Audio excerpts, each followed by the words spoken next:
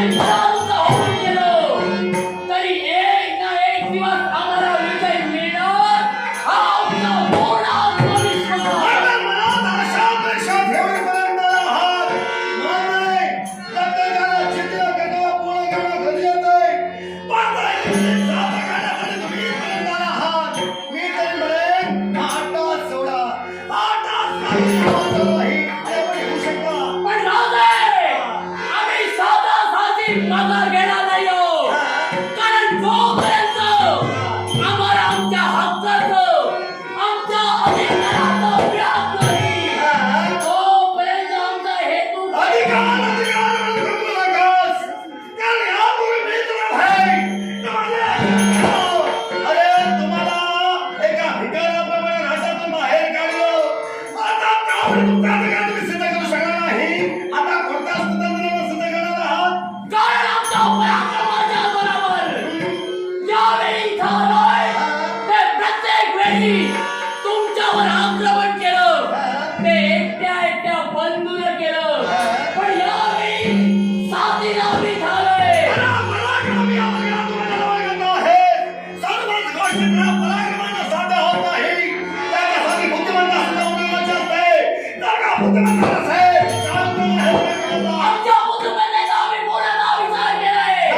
तेव्हा तुम्हाला शेवटचं सांगू इच्छितोय इथं आम्हाला अधिकार हवाय आणि या राज्याची फाळणी सरकार घालत असेल. तुका तरी स्वतंत्रात है. या प्रत्येकाला तुम्हाला ज्ञात है. या माझ्या भावनाचा सत्ता आहे.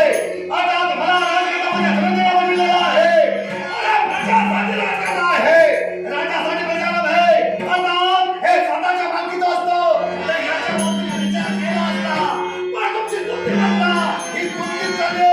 आता या तुमच्या बुद्धिमत्ता राजासाठी राजकारण झाले. राजा आजपर्यंत जो अन्याय आमच्यावर घडला आणि जर आज यावेळी आक्रमण केलंय आम्ही आणि यावेळी जर का ही तुमची जनता तुम्हाला प्रिय असतील त्या प्रजामध्ये जर का तुम्हाला आदर असता आणि तो जर का आदर आमचाही ठेवला असता तर हा आपल्यासाठी माणूस वाईट असतो. माणसाची वृत्ती वाईट असते. ती तुमची वृत्ती आजकाल आपण या दिशेने बनते. आणि ती तुमची वृत्ती या राजासाठी उपयुक्त नाही असं राजा यादी ठामपणे सांगू शकतो. राजे तुम्ही सामान्य नाही तुम्ही चक्रवर्ती राजकन्या आहात. एक सम्राट आहात आणि ज्या सम्राटानं आपल्या वेशीबाहेर ज्याच्यावर आक्रमण केलं ज्या राज्यांना हस्तगत केलं आणि स्वतःची सत्ता प्रस्थापित केली पण त्याच अधिकारानं आणि त्याचप्रमाणे आम्ही सुद्धा आमचे कर्तव्य राजासाठी राज राज्याचा अर्थ गरजेचा आहे. त्याचा एक राज्य हे गंभीर असणं गरजेचं आहे.